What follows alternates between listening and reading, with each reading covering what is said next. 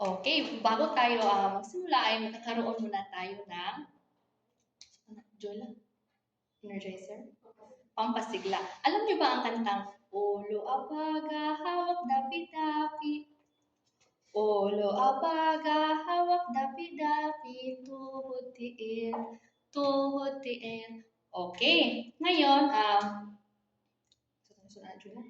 Sino kalimot to? Mura na ika.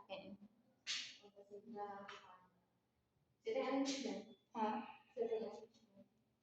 Bago kayo umupo ay maaari mapakipulot ng mga basura sa ilalim at pakihanay ng mga upuan. Binibining sekretarya, may liban ba ngayong umaga?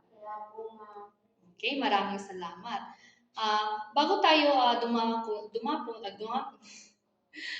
sa ating bagong talakayan, ay ano nga ba ang ating tilakay noong nakaraan, Binibining Lopez?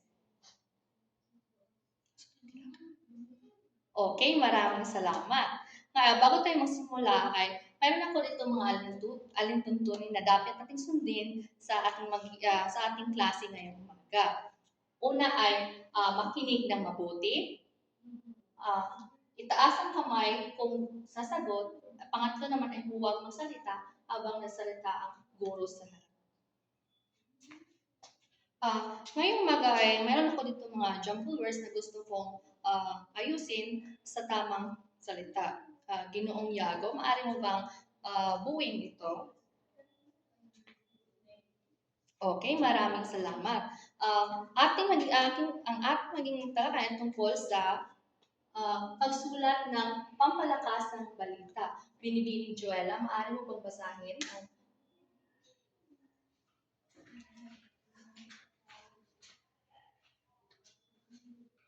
Ang pagsulat ng balitang pampalakasan ay ang proseso ng pagbuo ng mga ulat o artikulo na tumatalakay sa mga pangyayari, kaganapan at impormasyon sa larangan ng palakasan o sports. Ito ay naglalayong magbigay ng impormasyon at pagpapaliwanag sa mga mambabasa tungkol sa mga pangyayari sa mundo ng sports, kasama ang mga laro, ang mga kompetisyon, tagumpay at pagkatalo ng mga atleta, bagong record, at iba pang kaunay ng mga balita.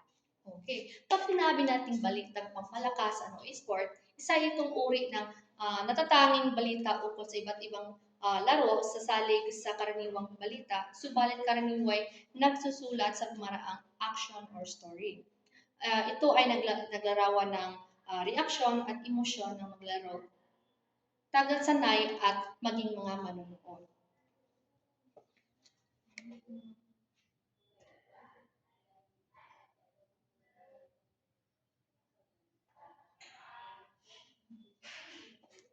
Okay. Mayroon tayong dalawang uri ng pampalakasang balita. Ito ang unang uri ng pampalakasang balita ay ang paunang balita o advanced news. Ito ay nagbabalita ng nagpipintong labanan. Ito ay naglalaman ng mga nakaraang paglalaban ng bawat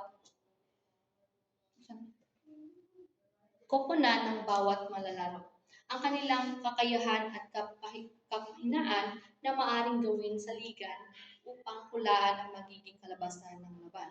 Karaniwang isnasama dito ang pagsulat ng paunang balita. Una, ang kahalagahan ng laro. Kalawa naman ay tradisyon at kasaysayan.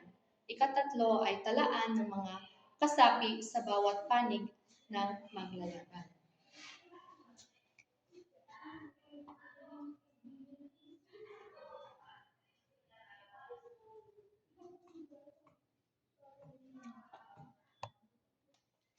At ang pangalawa namang bahagi ng balita ay kasalukuyang balita o actual coverage. Ito ay naglalahad ng nagaganap na laro na naglaman ito ng mahalagang ulat tulad ng